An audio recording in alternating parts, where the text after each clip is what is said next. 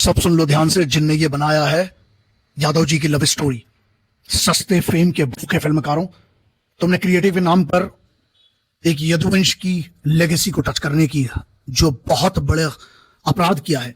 यह मत भूलना कि यह देश शहीदों के खून से सींचा गया है, तुम्हारे इन विवादों के लिए और मार्केटिंग स्टंट के लिए नहीं। जब मैंने पिछली बार कहा था कि घूसखोर पंडित की जब बात हुई थी, यहां पर बात यह है ना कि हम चुप क्यों रह जाते हैं।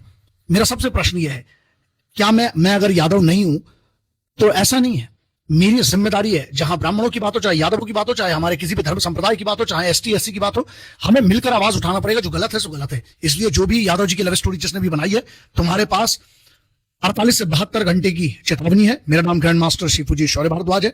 बार बार बोलूंगा नहीं, इतनी एफआईआर होंगी ना पूरे देश के अंदर कि जितनी तुम्हारी फिल्म और ये फिल्मी गिरी है पूरी धरी की धरी रह जाएगी।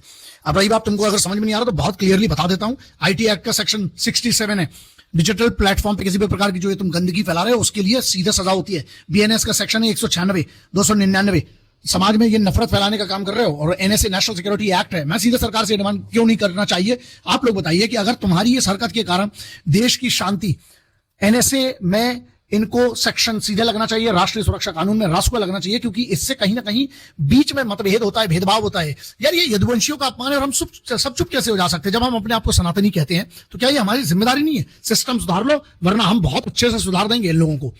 अब यहां पर एक बात होती है कि जो भगवान श्री कृष्ण ने जिसको लीड किया, समझो इस बात को, जब पूरी दुनिया अंधेरे में थी ना, तब एक यादव ने कुरुक्षेत्र के मैदान में गीता का ज्ञान दिया था। यादव का मतलब धर्म का रक्षक होता है।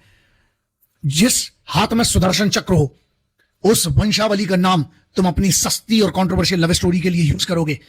किस टाइप के लोग हो बे? ये मजाक नहीं है, हमारे वजूद पर एक बहुत बड़ा हमला है। यह हम सब पर प्रश्न है। क्या आप हिस्ट्री को ही मिटा दोगे? कभी देवगिरी के यादव सम्राटों के बारे में पढ़ा है बेवकूफों? जब विदेशी आक्रांता इस मिट्टी को रोंदने आए थे ना, तब यादवों की तलवार बिजली बनकर उन पर पूरे इस तरह से गिरी थी कि हमने सदियों तक इस देश के कल्चर और स्वाभिमान को बचाया। हमने सिर्फ खेत नहीं जोते हैं। अगर मैं यादवों की तरफ से बात करूं ना, तो मैं ये एक यादव बनके कहता हूं, एक यदुवंशी बनके ये बात कह रहा हूं कि हमने सदियों तक इस देश के कल्चर और स्वाभिमान को बचाया। हमने सिर्फ खेत नहीं जोते, हमने सिर्फ गौ माता का पालन नहीं किया, हमने दुश्मनों की छातियां जोती हैं। ये नाम हजारों सालों से रॉयल्टी और पावर का सिंबल है। इसे खिलौना समझने की भूल मत करना तुम लोग।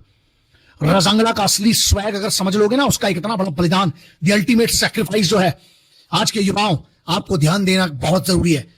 क्या भूल गए 1857 की क्रांतिकारी राव तुलाराम को और 1962 का वो रजंगला -30 डिग्री की ठंड में बिना किसी बैकअप के 114 अहीर जवानों ने 3000 चीनी भेड़ियों को गाजर मूली की तरह काट दिया था।